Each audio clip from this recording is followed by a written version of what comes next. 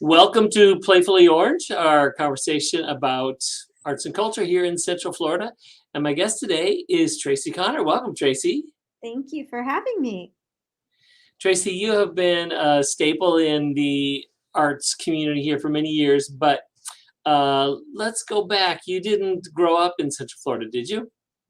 No, I'm actually from the great state of Ohio. I went to college at Bowling Green State University where I studied theater and got my first job as a puppeteer.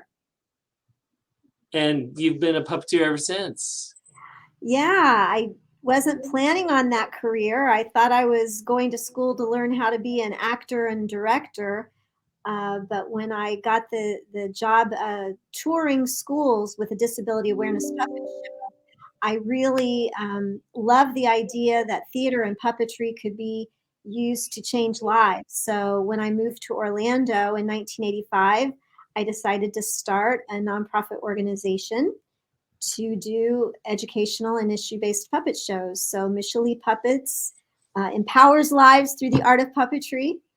We've been around for 37 years now, and with our live shows, we've seen more than 2.5 million preschool through 12th grade students all over Florida, and we produce videos and short films, and we teach puppetry, and yeah, it's been a great 37 years. What brought you here 37 years ago? Actually, my parents had moved here. So the day my mother dropped me off my freshman year at my dorm, she went home and got in the moving truck and they left. So I honestly didn't think I would make my home here. I was coming for the summer after I graduated, but I don't know. I started the company and I just kept going. Have you done any non-puppet theater in Central Florida? Have you been involved with anything? Actually, my first job out of college was working at a dinner theater. I don't know if you remember the Once Upon a Stage dinner theater. Yeah. So I worked there as stage manager and worked in the box office. So, but have I done any other theater? No, I have been pretty jam-packed running this company. And of course, puppetry is more than, what you see in church or the Girl Scouts. We do theater. We do theater that incorporates puppets and actors and mask work. And some of it has been for teenagers on some pretty heavy issues like sexual assault prevention and teen bullying and suicide prevention. So I feel like everything that I learned in college has been used, because we're a pretty small group. And I learned how to, for instance, design lights and design sets when I was in college. And I have had to use all of those skills right here. So we're kind of the complete theater, and we're a touring company. But what's really exciting in the last couple of years are the partnerships we've had with other cultural organizations, building puppets for Fusion Fest, building puppets for Opera Orlando, and working with Orlando Philharmonic Orchestra and some other groups. So that's been really neat for us. What is it about puppets that you think makes it more able to deal with tough subjects? Yeah, so for children, when you want to deal with tough subjects, but you don't want to be an adult standing up there lecturing at them, theater is a great means of communicating. It is for adults too, but the magic of puppets is that they relate to them as if they're real, but they're not. So they have a bit of a sense of playfulness and freedom in that relationship. But we see children talking to puppets and saying things they might not say to a real person. Like, for instance, one little boy shared that his sisters were being abused by stepdad in another state. And he had never said anything until the puppet said, child abuse is not a secret to keep. So they respond to what the puppets tell them and they believe them and they take action. So what we're really about is using puppetry theater to impart information to young people in a way that's age appropriate and accessible, but to go a step further, which is to empower them to make choices and take action to make life better for themselves and others. So we want to create agents of change among our young audiences. Do you think puppets are safer than a human?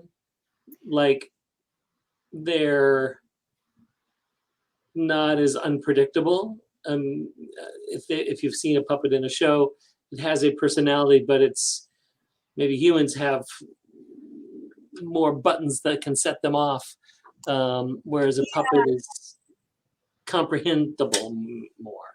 Yeah, I think that they break down barriers for sure. And in many of our shows, we are right there with the puppet, and you can see our faces, you can see our mouths moving, and they totally ignore us and talk directly to the puppet. So I think it just is a way of connecting. And we also work with students on the autism spectrum, and that there's a whole other cool thing about communicating with people with autism through puppets that has a lot to do with facial expressions. They don't have to kind of dig through trying to figure out what you're saying by reading your facial expression, because the puppet is static. They can just focus on what the puppet is saying. And so we That would be part of being safe too. Things that are more complex are not as safe. I mean, because you don't know. Whereas, as you said, our face has, hundreds or thousands of things that it can express. Whereas the puppets behind you, yeah, their faces are, well, in a show, it's amazing how you can see different expressions on them, but not hundreds or thousands. yeah, More simple or direct, I guess, maybe. absolutely. And also the other cool thing about puppets is that children and adults will say things when they put a puppet on their hand that they might not be willing to say. So now there's a little bit of a distance and they can express themselves through the puppet. So we've seen that as well. And that's especially powerful in counseling and therapy sessions. And so part of the work that we do is trained teachers and therapists how to incorporate puppetry into their practice.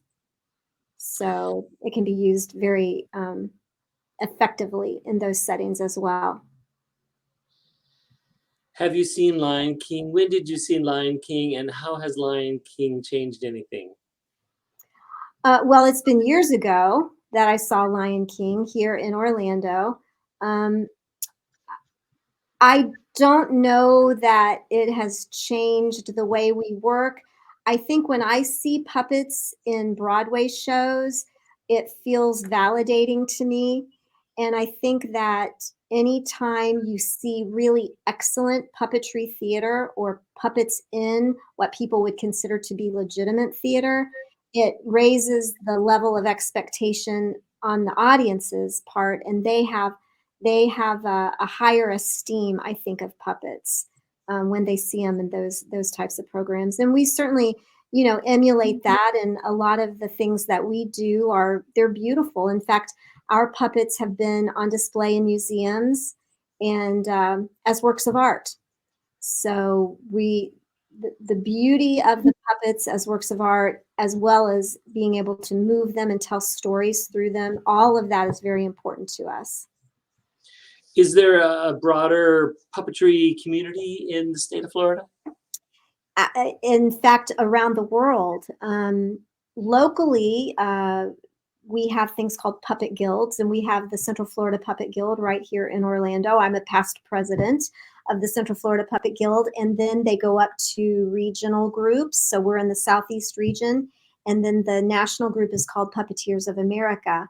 And then there's also an international puppetry organization called UNIMA, and we're a part of UNIMA USA. I'm actually on the board of directors for UNIMA USA, which connects puppeteers here in the United States with puppeteers in the work of puppetry abroad. So there's a very vibrant puppet community and puppet world across the globe. Well, we are grateful that you keep Central Florida as a part of that puppet world. And thank you for talking to me today and for what you do with MicheLee Puppets and for our youth. Thank you, Terry. I appreciate it. I appreciate all that you do as well. All right. And thank you all for watching this edition of Playfully Orange. Thanks.